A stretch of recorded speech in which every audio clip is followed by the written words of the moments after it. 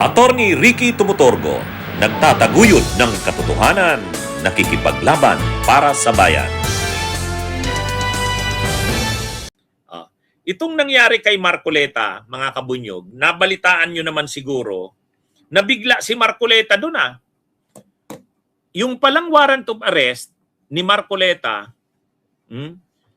yung warrant of arrest, July 5, kahapon July 6, di ba? Monday. July 5 pa ng 10:30 ng gabi. Mayroon ng warrant of arrest sila Marcoleta at saka sila Mike Defensor. Ha? Hindi mga kabunyog. Sunday night, mayroon ng warrant of arrest. Ngayon, Monday morning, kahapon, bago, pag alas 8 ng umaga, kaagad-agad si Marcoleta pumunta doon sa Sandigan Bayan, kasama yung mga abogado niya. Ang inaasahan nila, pagdating nila doon, igagrant ng Sandigan Bayan yung motion nila na hindi muna mag-i-issue ng warrant of arrest. Yun ang motion nila Huwag muna, i-defer yung issuance of warrant of arrest. Kaya lang, pagdating nila doon, dininig lang sila, sandali, pinagsalita. Pagkatapos kaagad-agad, nag-rule ang Sandigan Denied. Sabay basa na mayroon na nga ang warrant of arrest. Nandun sa loob ng Sandigan Bayan si Marcoleta, wala na siyang nagawa. Ay may mga CIDG na. Ngayon, anong gagawin niya? Linakdown na yung buong linakdown na yung buong Sandigan Bayan, hindi na siya nakalabas. Ngayon, para medyo lalabas na magaling siya, matibay siya, pinapalabas niya, talagang pumunta siya doon para mag-surrender na. Wow! Mga kabunyog, talaga daw naman pumunta siya doon, handa na daw siyang mag-surrender. Wow! Naniniwala ba kayo doon?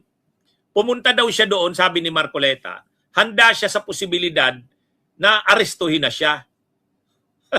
Mali. Sa totoo lang, hindi nila inaasahan. Hindi nila inaasahan nila Marcoleta na may arrest warrant kaagad na lalabas. Hindi nila yun. Hindi nila inaasahan yun nila Marcoleta. Kasi ang paniwalang-paniwala nila Marcoleta, matibay ang kanilang argumento na hindi naman plunder yung kaso na yun. Paulit-ulit sila sa ganyan, di ba? Sabi ni Marcoleta, paano naman naging plunder? Private funds naman yun. Wala naman akong ninakaw na pera ng bayan. Private campaign donations yun. Paano naman naging plunder yun? Kaya ang paniwala nila Marcoleta, igagrant ng Sandigan Bayan yung motion nila. So walang problema. Nakapurma pa si Marcoleta Yung nakabarong niya pa ng makikita mo, ang plano niya yata, pagkagaling doon, babalik ng Senado. Ay kaya lang pagdating niya doon, ang bilis. Pinagsalita lang yung kampo ni Marcoleta, sandali, tapos kaagad-agad naglabas ng desisyon. Denied. Pagkatapos, wag mo na kayong aalis.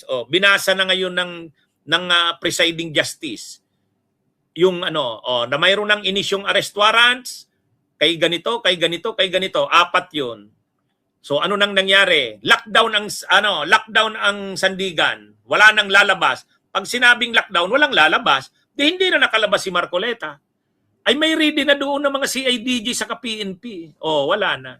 Ngayon, pinapalabas na ni Marcoleta, sumurinder daw siya. Hindi naman daw siya arestado. Wag nyo nga kami. Ang totoo, yung warrant of arrest, gabi pa ng Linggo. Lunes kahapon, mabait pa nga pala ang CIDG. Ibig sabihin, pagdating ni Marcoleta doon, hindi siya pinusasan kaagad.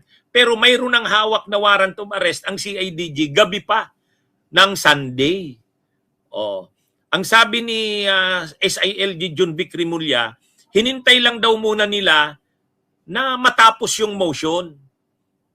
Ang bait din ng administrasyon pagdating kay Marcoleta. Kumbaga, kung iba-iba, alam na nila na may warrant of arrest na silang hawak Sunday night pa, ay kahapon Monday. Kaya lang sabi ni SILG John Vic Rimulya, Sabi ni Isay LG, hindi, ang usapan talaga patapusin muna yung hearing doon sa Sandigan. Kapag nag-declare ang Sandigan Bayan na denied yung motion, saka na ngayon sasabihin na may warrant of arrest, saka arestuhin. O yun. Pero mayroon na silang sabi yan ni Junbic, napanood ko yung press briefing ni Junbic Rimulya. Sabi niya, sa totoo lang, Sunday night pa, may hawak na kaming warrant of arrest, alam na namin. Kaya lang, ang usapan, a-attend si Marcoleta sa session, ay sa hearing ng kaso. O, pagka dininay doon, ang Sandigan Bayan, dininay yung motion, at mayroon ng warrant of arrest, aarestuhin na. Kagabi po ng alas 10:30 ng gabi ay nag-release ng warrant of arrest ang Sandigan Bayan para kay Rodante Marcoleta, Senador ng Republika ng Pilipinas. Kaya pong alas 8:30 bago mag alas 9 ay pumunta po siya sa Sandigan Bayan para mag-file ng motion to quash. Nung dininay po yung motion to quash ay ni-lockdown na po ang Sandigan Bayan at hindi na po siya pinalabas. Hindi ini-expect yun. Hindi ini-expect ni Marcoleta yun. Nakaporma pa nga siya eh. Ang plano ni Marcoleta, a-attend doon, ini-expect nila, mananalo sila sa motion. Kaya lang, ang linaw nung paliwanag ng judge ni yung Associate Justice. Si Associate Justice Miranda. Si Carl Miranda, magaling si Associate Justice Carl Miranda. Sabi ni Associate Justice Carl Miranda, mayroong probable cause. Kaya nakita namin may probable cause para mag-issue ng warrant of arrest. O yun, wala nang nagawa. Arestado na si Marcoleta. Ngayon, pag tinatanong si Marcoleta, sumurinder po ba kayo o arestado? Sumurinder daw siya. Hindi. Wala na lang talaga siyang magawa. Kasi talaga namang may linakdown na yung buong Sandigan. Linakdown niya. Caught off guard. Yun. So ngayon, alam nyo, mga kabunyog, mabait pa nga ang mabait pa ang DILG, si Junbic Rimulya. Mabait pa ang administrasyon. Bakit? Unang-una, hindi pinahiya si Marcoleta.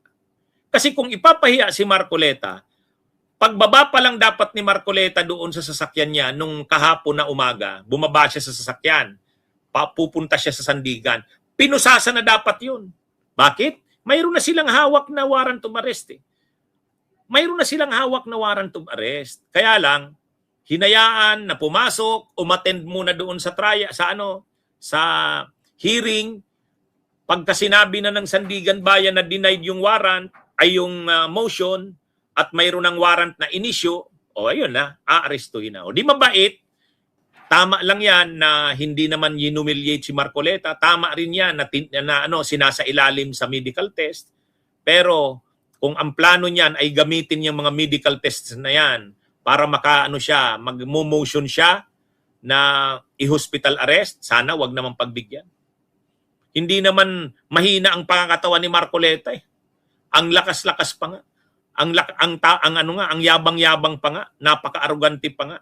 Tapos ngayon, magdadrama lang ng chest pain, magdadrama lang ng mataas na blood pressure. Tapos anuhin mo na? I-hospital arrest mo na? Wag naman sana.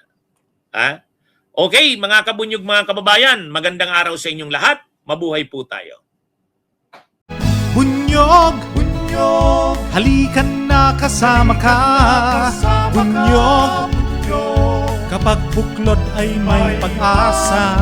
Luzon, Visayas, Mindanao, isa ang pananaw. Sa bagong Pilipinas ang bunyog isisigaw.